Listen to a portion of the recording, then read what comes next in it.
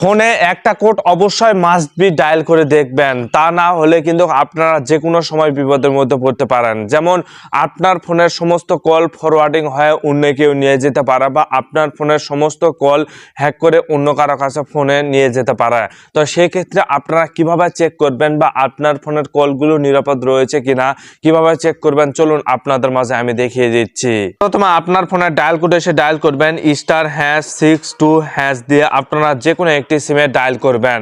এখানে ডায়াল করার পর দেখুন কল ফরওয়ার্ডিং ভয়েসের জায়গায় নোট ফরওয়ার্ডেড, ডাটার জায়গায় নোট ফরওয়ার্ডেড। যদি নোট ফরওয়ার্ডেড থাকে তাহলে বুঝতে হবে আপনার সিমটি আপনার ফোনটি নিরাপদ রয়েছে। আর যদি ভয়েসের জায়গায় ফরওয়ার্ডেড বা কোনো ধরনের নাম্বার থাকে তাহলে বুঝতে হবে সমস্ত কল অন্য কারো কাছে ট্রান্সফার হয়ে যাচ্ছে বা ফরওয়ার্ডিং হয়ে যাচ্ছে, আপনি বুঝতেই পারতেছেন না।